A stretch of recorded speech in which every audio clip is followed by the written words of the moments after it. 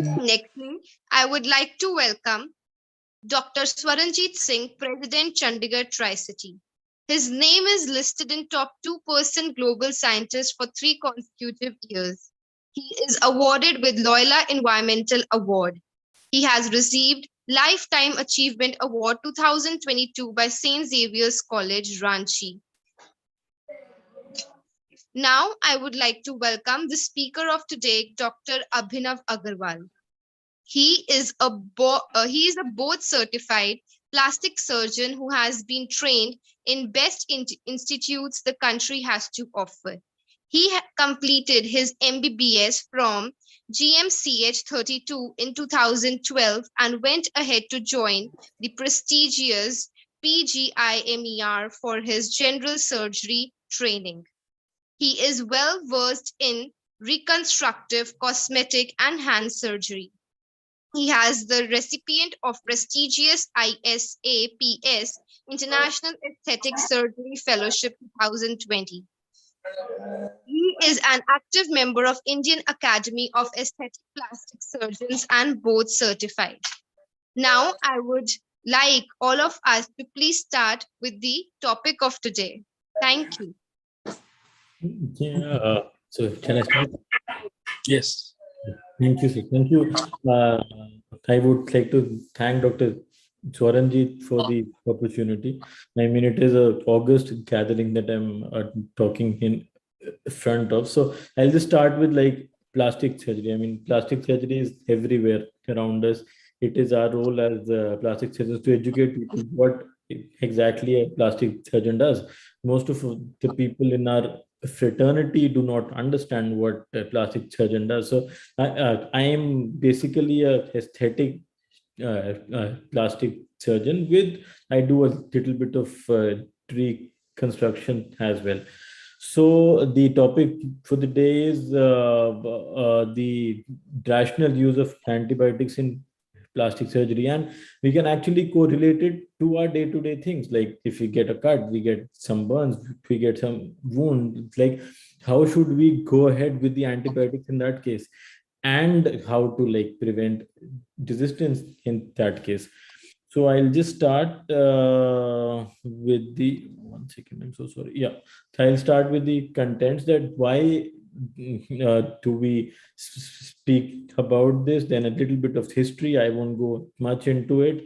Then the introduction of the subject, the surgical site infection. So the point of all this is microbiology, pharmacology. They are related in this way that hand surgery, that how do we prevent surgical site infections. Every surgeon in this world, they just hate their wounds to get infected, so we just want to prevent those. And what is a more prudent way of going ahead with it, like in terms of prophylaxis and therapeutic way, and then the conclusion.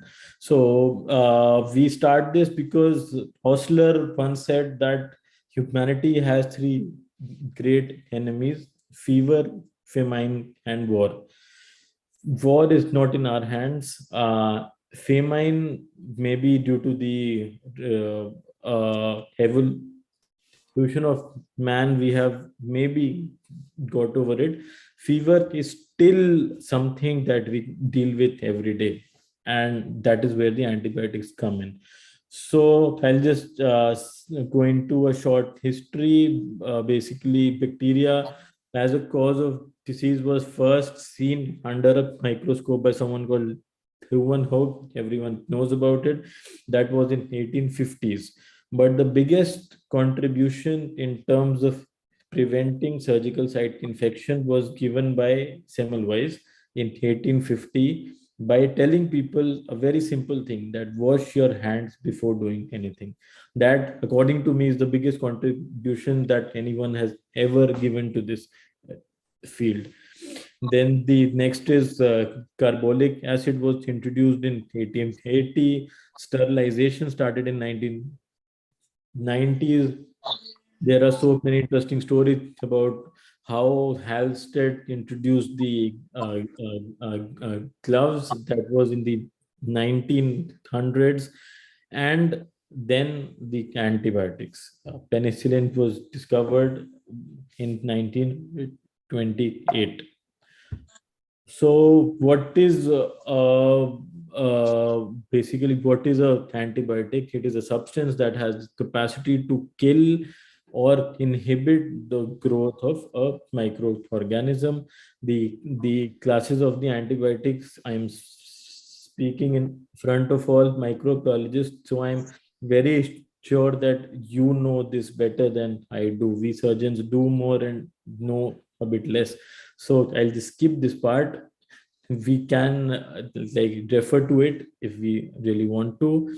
Now, what is a surgical site infection? Infections that occur in a wound which has been created by an invasive surgical procedure are referred to as surgical site infections. So basically, if a surgeon is causing a wound and that gets infected, that is a surgical site infection. So basically, surgical wounds are divided into four things: clean, clean, contaminated, contaminated, and dirty. We as plastic surgeons deal with mainly the clean and clean contaminated category of wounds. And as you can see, in these, the infection rates are usually less than 5% or maybe 10% at the max in a clean contaminated wound. Contaminated or dirty wound, yes, we do deal with it sometimes, and I will talk about it as well.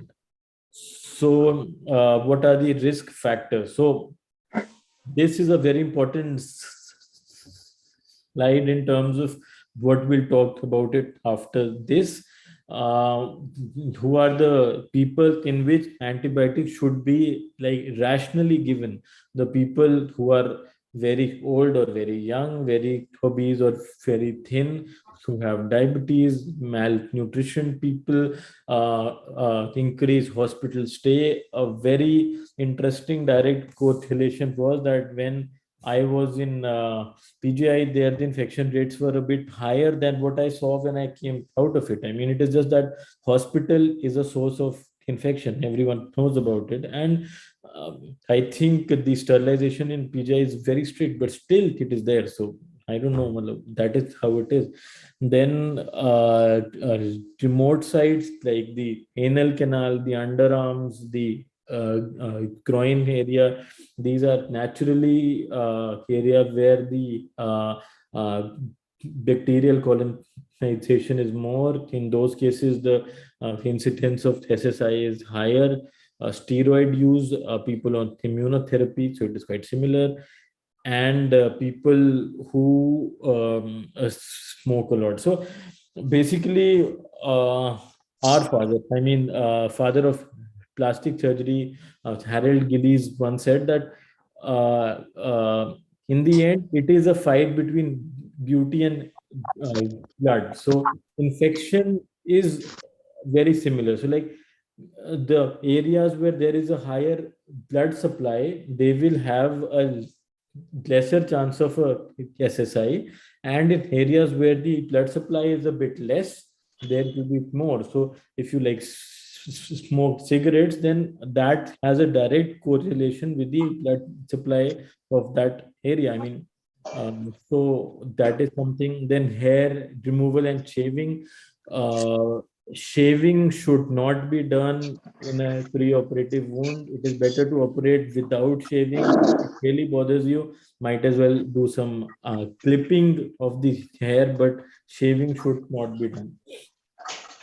Duration of surgery, obviously the inside viscera is open to the air for a very longer period of time. So longer the surgery, more is the rate of SSI. Surgical technique, all of the surgeons really believe that surgical technique is the most important thing. The better you are, the better are your wound infection rates. Then hematoma, necrosis, vascular necrosis, again, like blood supply to a area is the most important determinant to whether it will get infected or not. Then foreign bodies in wounds, there is a natural inflammatory response to it. Presence of brain. Now, this is a very controversial thing. Does it actually affect the rate of SSI? Yes, it does. Actually, drains cause more infection than Why surgeons put it? Surgeons put बहुत these surgery to हुई actually prevent the infection. Yes, please. Yeah. And inappropriate use of prophylaxis. So this is our main point of the day. So in the end, it all comes down to this: the inappropriate एक use of मच्छी मच्छी खांदे antimicrobial prophylaxis. Meet मच्छी खाण वाले ठंडे नहीं लगदी Can we just put this on mute if possible? Yeah. Microbiological profile in SSIs are that what are the skin commensals basically? It is basically the two staph aureus and the cons. The coagulase negative streptococci like the epidermidis, then enterococci, pseudomonas, mycobacteria, and the vibrio. These are the main bacterial profile that we have, apart from the fungus that is there. Then I'll come to the prevention.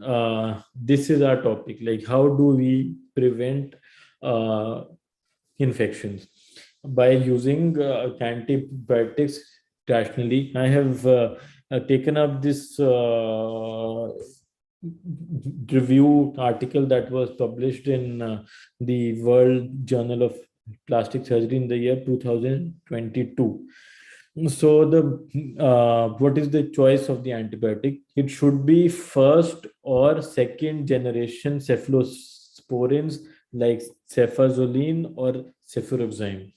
So this is the most important thing I have seen in my day-to-day practice. Patients, surgeons giving antibiotic prophylaxis with piperacillin tazobactam with other things. I think it is too much. You should not use it. We have to save these antibiotics for future use. If a implant has been inserted, then a glycopeptide may be used. And in cases of allergy, then clindamycin, as it has a good gram positive cover, so that is what should be used. What is the timing? The timing of the giving the prophylaxis is very important. It should be given when the patient is being shifted from the bed to the operating room. So it should be like 30 to 60 minutes before the incision. But here's the usual practice: we give it just before giving the incision or even after the incision, because most of the time the anesthetist forgets it. So this is something that should be taken care of. Then it is a very common thing. They say that if there are the typing of surgeries more than 1 hour, we give one more shot. What is wrong in giving more antibiotics? But that is wrong if there is actually a blood loss, or there is you've given a lot of fluids, or the antibiotic that is used, its half life has gone 2 times. That is the time we should give it. And then what are the guidelines in terms of plastic surgery? Plastic, I think this forum composes of mostly microbiologists, but we can actually correlate it within our day-to-day life, it seems. So, and we are just talking about prophylaxis. We are not talking about antibiotics after a procedure. So, according to the guidelines, in a skin procedure, like a cut on the skin, maybe we take out a mole, we take out some cyst or something. No antibiotics are required before or after the procedure. And in cases of breast surgery is a very controversial topic. Classically, people used to say that it is a clean surgery. Then someone said that the ducts inside the breast contain bacteria, so it is a clean contaminated surgery. My experience with the same has been that I have seen more infections in breast surgery than in any other surgery. So I would say that we should give antibiotics, and so do the guidelines. The guidelines say that all kind of breast surgery requires antibiotic before surgery prophylaxis, but no antibiotics after the surgery. So that is something that we should note. Then in aesthetic surgeries like abdominoplasty, body lift, bottom lift, thigh lift, brachioplasty, that is the arm lift, or filling in some fat, prophylaxis may be used depending on the situation, sterilization, and the condition of the patient. But ideally, according to the Italian Society of Plastic Reconstructive and Aesthetic Surgery guidelines, no antibiotics are required. In head and neck procedures, they say that antibiotic prophylaxis is needed only for 3 surgeries in which there is a very big dissection in onco, or a lymph node dissection in the neck, or in a rhinoplasty, because there are normal commensals there. For the rest, you do not need any antibiotic at all. If you do some facelift, or you take out some mole from the face, or you do anything on the head and neck, you do something for the ear, you do a hair transplant, you do beard transplant or something, nothing is required. Then we'll come to the hand. This was an interesting study that was published, that there was no difference in the SSI incidence if we give a prophylaxis or we don't in a surgery that is less than 30 minutes. For surgeries that are more than 30 minutes, just a prophylaxis is needed. That is all. In trauma, now trauma is something that we deal with every day as a doctor and as a patient as well. So in a agricultural environment, we get a lot of cuts and wounds when patient has fallen in a field. There is like dirt all over, road traffic accident. The patient is has all mud and dirt all over the wounds. In those cases, broad spectrum empirical antibiotic therapy is recommended. Uh, that too, I'll just come to that. When should we not give it, and when we should?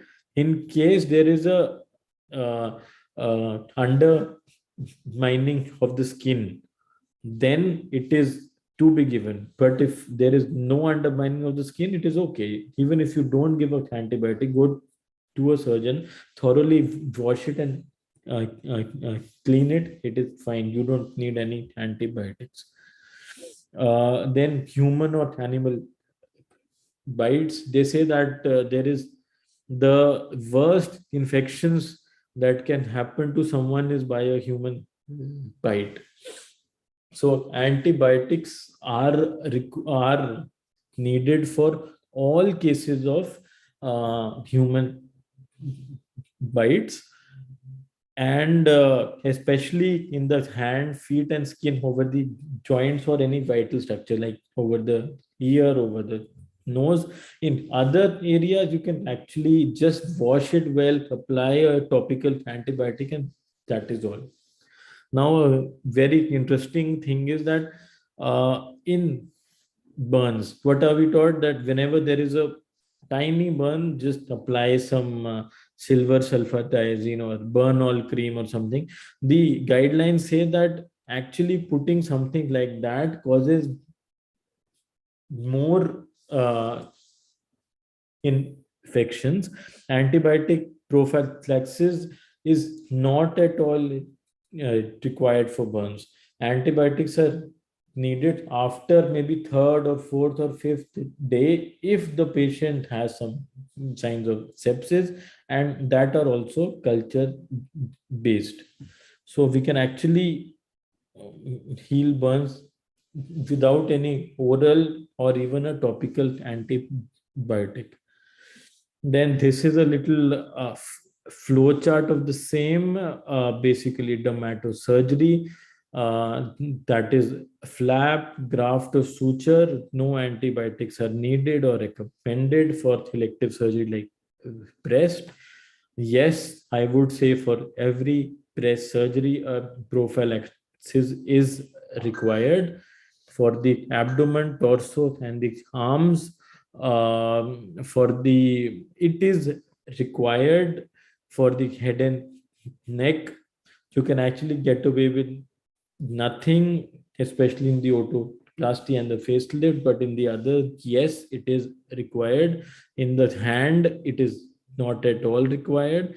If we are dealing with bone, then yes, a prophylaxis is needed, but nothing after it. One thing is that if we apply a tourniquet or a S-mark bandage or something in hand surgery, it is better to give an antibiotic prophylaxis at least 15 minutes before the tourniquet is tied up. Then in trauma, if there is no undermining, it is not required. If undermining is there, then it is required. In a farmed injury, yes, we need antibiotics. In fractures, if just in a distal phalanx open fracture, it is not required, but in all the other open fractures, it is required. Human bites, it is required. And then in major surgeries, yes, we should give it. Then burn. Now, the other aspect to it is therapeutic antibiotics. What is the rational use of therapeutic antibiotics? That so there are two ways in which you can give these antibiotics. It is the empirical and definitive. Now, the empirical is that we give immediately after the surgery, we write an antibiotic and send you home. So there are certain guidelines for therapeutic antibiotics that we should start it only in situations where the uh, risk of the infection is high, like in bowel surgery or something. Otherwise, it is not at all required. It is to be given in a short course, like 3, 5, maximum 7 days, and we should stop it if there is nothing there, no inflammation is there, no redness is there, no discharge is there.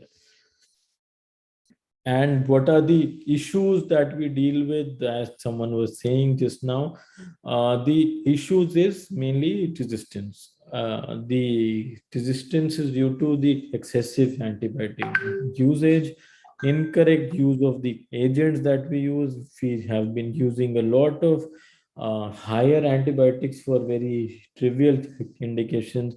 I have seen patients being treated for a laceration with something like imipenem or some piperacillin tazobactam. These are absolutely wrong things. We as a country, we have a very big load of medical tourism. A lot of uh, Westerners and Indians who stay outside India come to us for aesthetic plastic surgery, as it is not covered in the insurance. And our role as this community is to be very rational in our antibiotic use, because the Western media, there is a huge you can say like propaganda that India is a hub of resistant and uh, uh, microbial. So we have to take care, we have to be as prudent as we can, and that's all. Yeah. So plastic surgery is a lot of things. We do everything from head to toe. So there is if we actually try to compile a list of surgeries to be done and the antibiotic prophylaxis that we should use in each of these surgeries, I think it will be a day or two, this presentation. So the differences in the prophylaxis in all these surgeries depends on where we are doing it, how is the patient, and the conditions, and implants if they are being used, foreign bodies if they are being used.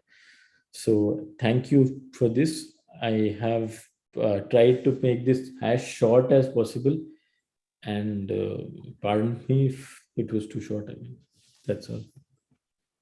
It was a wonderful and very informative talk. Thank you, Dr. Abhinav. Thank you. We came to know today for the first time that human bites are very, very dangerous and they have to be treated. But many people do not know this. So A your very talk, common example is that some people have a habit of like chewing their sides and then they start developing a little paronychia. So right, that is because there is a lot of commensals intraorally which we are transferring to the skin, which is not there, and it tends to cause infection. So yeah, they have to be taken and seriously. what about nail? If somebody does like this with the nail, even Yeah. that is dangerous? Yes, because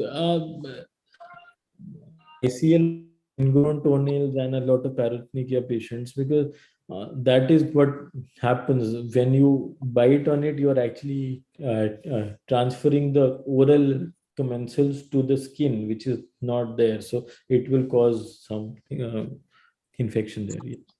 Right, that's right. So infection is more common in diabetic foot. Yes. Yeah. It's Diabetic. more common, right? Yes, because diabetic foot, it is again the same. I mean, they say that it is a combination of three things: vasculopathy, neuropathy, and decreased ability to fight the infections. But according to me, the most important among these is the vasculopathy. If the pulses of that patient are fine, his healing potential is usually fine. So, but the sensory neuropathy, because the patient does not get to know when he gets the infection. Usually, we step on a thorn, we get pain, and we see it immediately, and we like treat it. But in a diabetic patient, they don't get to know Yes, about it because there are no sensations. right.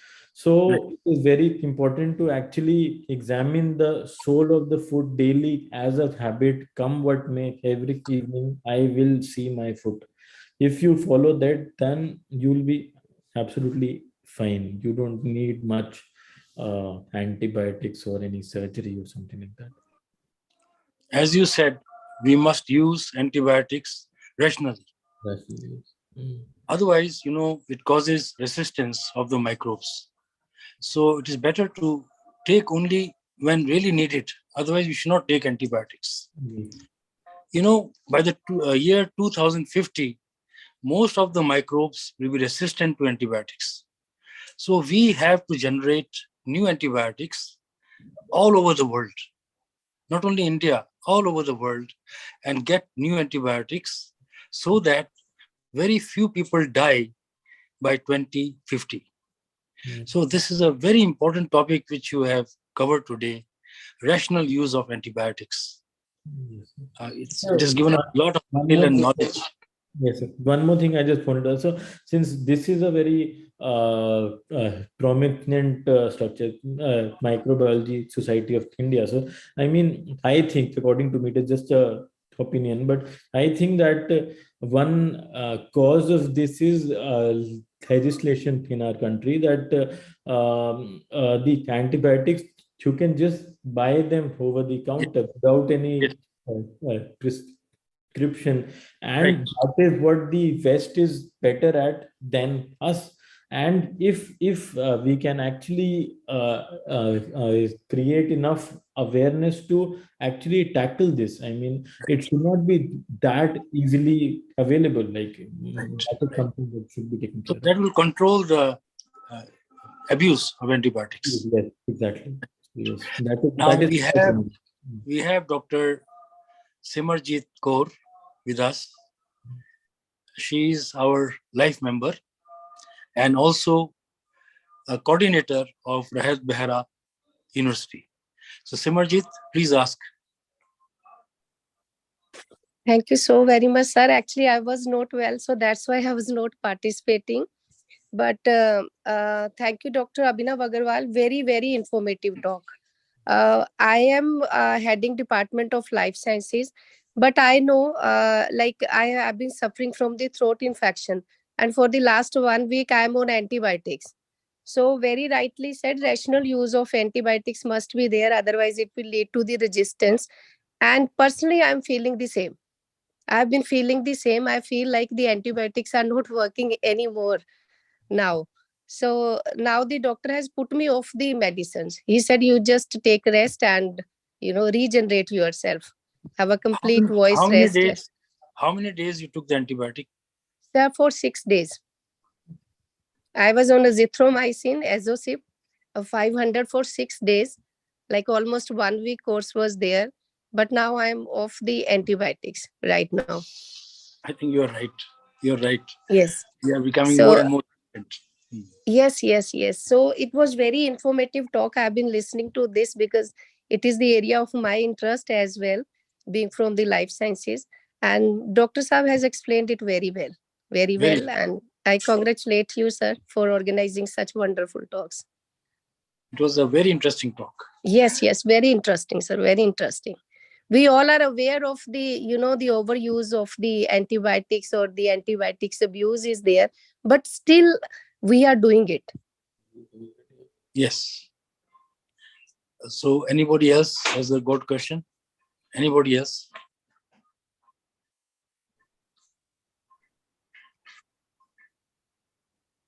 Anybody wants to ask a question? Good evening, sir. Good evening. Good evening. Good evening, sir. Good Myself, evening. Dr. Narkani Mahajan here. Good Yes. evening. Yes. Am I audible, sir? Yes. Yes. Yes. You are audible. Yes. Good Yes, evening. yes. That was a wonderful talk and very informative. I attended, I think, at the very end. So I just picked up the topic while you were discussing. Just at the end, when you said antibiotic resistance is a major issue that everyone will be getting in future. So in that point only, I wanted to add one more thing. It is only that microorganisms are developing resistance because we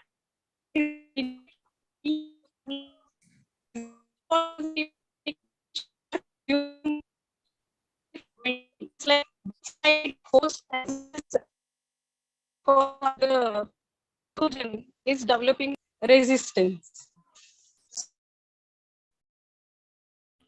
And I'm sorry, I couldn't hear the last part of it. Your voice. Yes, I was saying that it's not only about the pathogens who are going to develop antibiotic resistance, but indirectly, host is also developing antibiotic resistance. That is also very true. Yes, that is something. Yes, I totally agree to it. That even the antibiotic which used to work for us really well, it will stop working for us. I mean, that is there. Yes, that is there, and that is why matlab, I was I was completely amazed. I had the opportunity to stay in Switzerland for like 3 months, and there it was. I was totally amazed that no one I met there, they've never taken antibiotics throughout their life, and they are almost my age. I mean, that is how matlab, they have like shifted back to the roots. That is what I'll say, and that is something that we need to actually follow. I mean, that is how the way forward is.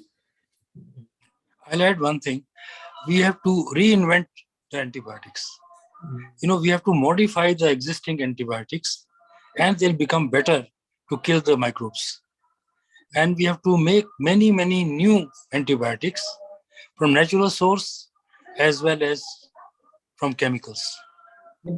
Like Yes. Yes. Yes. Yes, ma'am, please.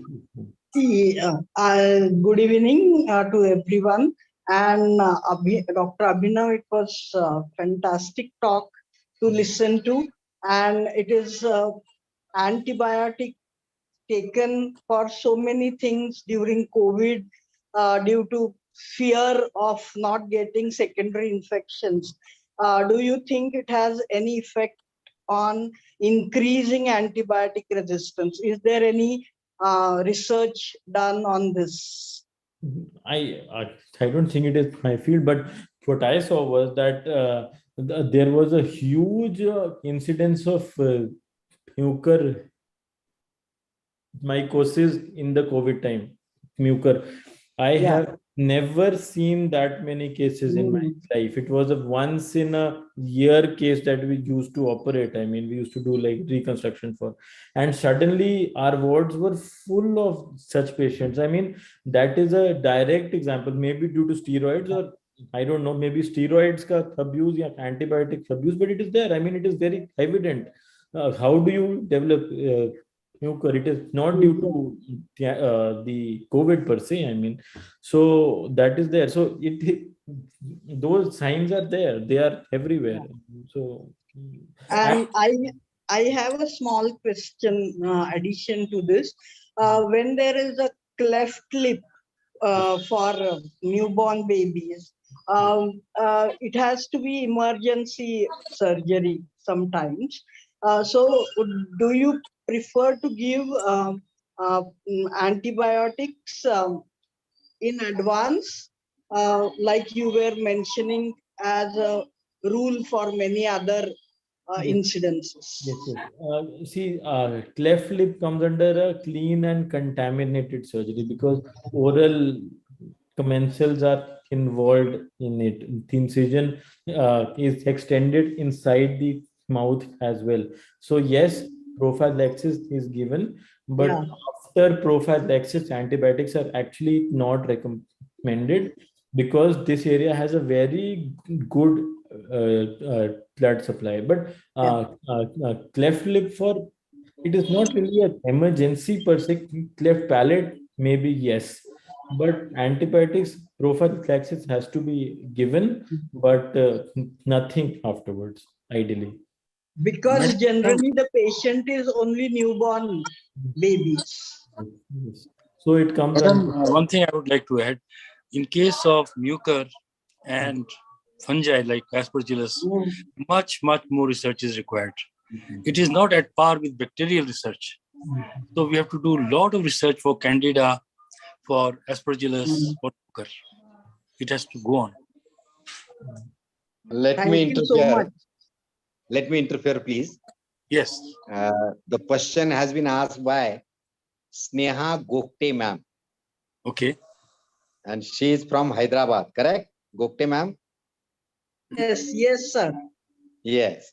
So I'm introducing to the Abhinav, Dr. Abhinav and Dr. Swarnajit Singh. Yes, please. Thank you. Thank you, both of you. Thank you.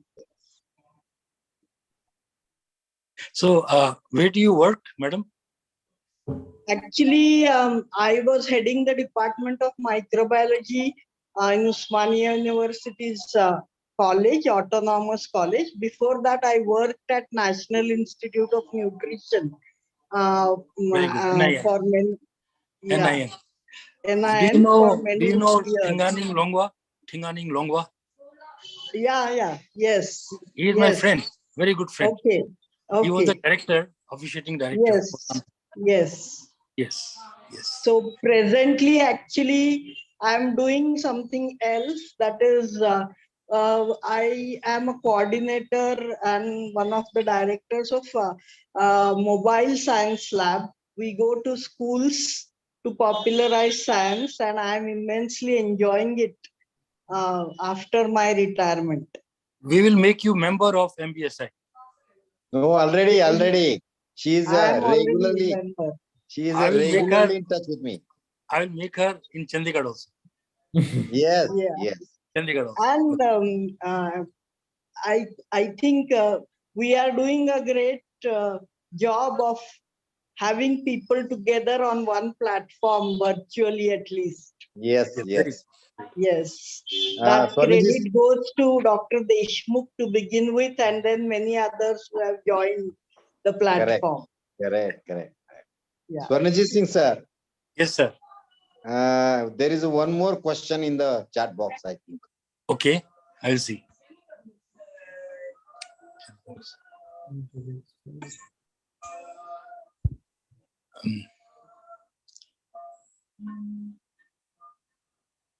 Yeah, this is, I think this is already answered. Cleft lip get answered. Then other one is antibiotic susceptibility test is also required before deciding the therapy in case of infection. Yes, yes. So that is what I said that. Fatima ma'am. Yes, she asked. Okay, one more. I believe that only way of the proper use of antibiotic is through educational intervention programs by both doctors and patients. That is by Simarjit, our life member. So one interesting thing is that a lot of my colleagues who are practicing around me, they like tell me कि अगर I'll just speak in Hindi if it's okay. I mean, I'll just like translate. You can. So they say that अगर patient आपकी OPD से बिना दवाई की पर्ची के जाता है, then the patient does not feel good. I mean, if the patient goes out of your OPD without a medicine prescription, the patient does not feel good. It is especially relevant in pediatrics. My wife is a pediatrician, and we keep talking about it. So there is that shift, that is that thing in the brain of people that they don't understand, that they think antibiotic तो खाना ही पड़ता है, उसके बिना तो infection ठीक होता ही नहीं है, and that is how we are trained. So it is our role, मतलब, as this platform to educate everyone that no, that is not the case. That is not the. And some we have a helper at home.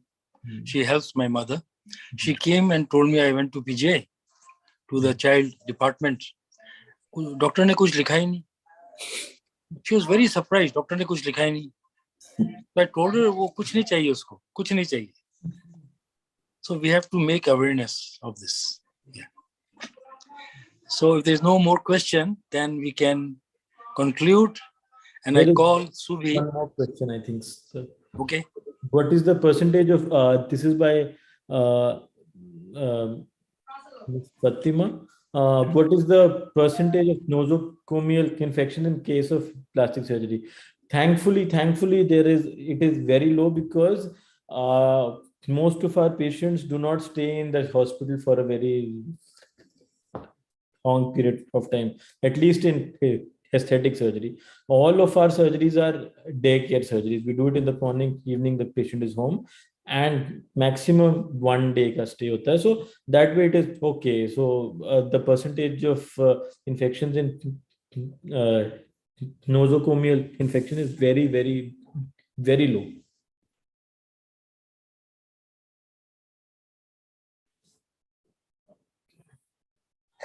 Sir, I'm Dr. Malini Basu from Kolkata. Can I really ask you a quick question? Yes, ma'am. Sure. Yes. 2 questions. Like during your talk, I heard at one point, like you said that it's superficial, like on the surface, the antibiotic requirement is not that much, but unless like there is abscess, or there is some sepsis thing. So how soon it is recognized, and like how quickly the administration of the antibiotic helps? That is one. And the second is my personal way or habit, I should say, or my family members also, like we have like sometimes like now taking food on and off, ordering Swiggy and all those things happens. And like there is a stomach upset, not upset in the real scenario, but a little loose motion, and like so like we have brake, BRAKE, that thing we do take it, and it helps, and we can be regular at work and like go out things. So like tackling those small issues, so I understand like we should not take it that way, but if I take, how many minimum should be taken? Break is basically ornidazole. Yes. So that is not my core specialty, and I'm not very sure about it. But this is a very commonly given thing for post infective diarrhea. But usually, most of the time, it is the diarrhea is not infective. At least that is what I know. It is IBS is a entity. I mean, it is better. Gastroenterologist will be able to speak about it better. But the first question that you said was that how early can you see signs of infection and how early can we start antibiotics? So that is a very relevant question. And the thing is that how early? So the early signs of infection are redness, swelling, any wound discharge or pain. So if such a thing is there, even then systemic antibiotics are not the solution. You should start with topical antibiotics first, like a simple ointment, like a tea bag or mupirocin. I mean, such creams are needed. And if you develop fevers after that means that it is going into systemic sepsis. That is the time you start antibiotics. So I hope that answered your query. Oh, yes. Thank you so much, sir. Thank you. Yeah. Thank you, Dr. Abhinav. Now I request Suvi to say the vote of thanks. Yes, sir. First of all, I would like to convey deep regards and hearty thanks to Honorable Dr. Abhinav for sharing his knowledge with all of us. I would like to thank Dr. Arvind Deshmukh for being a part of the meeting and developing such an incredible platform. My hearty thanks to Dr. Swaranjeet Singh for his diligent efforts for inviting medico doctors from diverse fields for spread of knowledge. Last but not the least, I would like to thank all the audience for being such good listeners. The session was very informative, and I'm sure that it will be very fruitful for all of us. Thank you, everyone. Have a great day. Thank you very much, Suvi. Thank you. Thank you. Thank Ma'am. you. Thanks, everybody. Thanks.